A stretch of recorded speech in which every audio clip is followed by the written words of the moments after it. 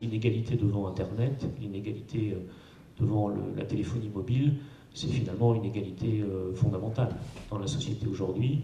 On voit très bien que si on prend les jeunes ou les moins jeunes, ne pas avoir le même accès que les autres à ces possibilités est devenu un handicap dans la vie sociale, dans la vie personnelle et bien sûr dans la vie économique.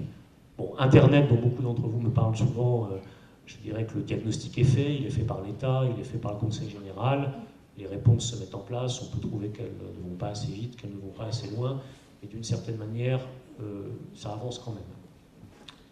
Sur le téléphone, il y a en revanche un véritable problème, c'est pour ça que je m'en suis saisi, c'est que tout le monde considère, vu de Paris, que le problème du téléphone mobile est réglé.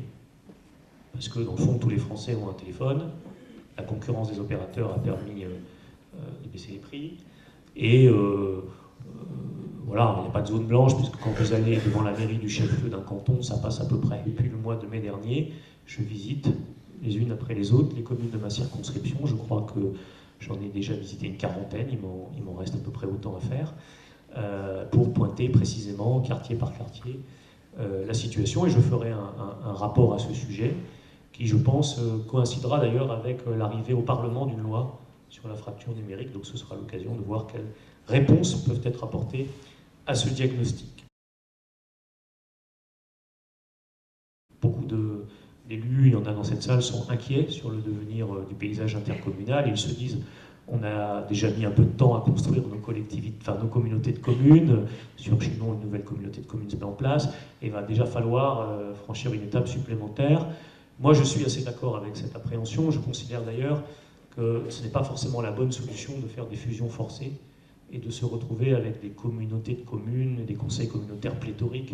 Je pense que l'avenir, et j'aurai l'occasion d'y revenir quand ce débat viendra, est plutôt dans la coopération entre communautés de communes autour de projets concrets, comme par exemple le tourisme ou un certain nombre d'équipements. Il est important que les communautés de communes qui existent, qui se constituent, soient aussi des outils de péréquation à l'intérieur même de leur périmètre. J'y veillerai.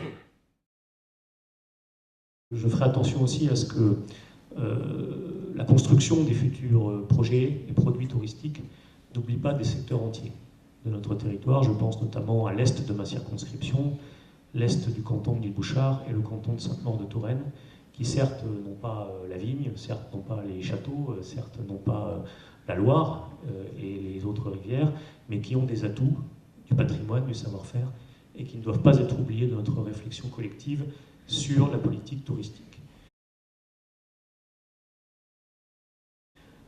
Autre sujet important aussi, je serai amené sans doute en 2015 à m'exprimer davantage sur la politique de l'agglomération, où vivent quand même la moitié des habitants de ma circonscription. Je pense qu'il y a eu une grande période dans le fonctionnement de Tour Plus, qui était une période de relative aisance financière, qui a permis à l'agglomération de réaliser des équipements importants dans l'ensemble de ces villes, mais que nous entrons dans une période plus difficile, où les ressources financières sont moins grandes, et où par conséquent l'efficacité des politiques publiques doit être au rendez-vous. Et je pense pour ma part qu'il y a certainement des débats à mener, notamment sur la politique économique de l'agglomération, qui doit là aussi chercher la compétitivité, mais la compétitivité réelle.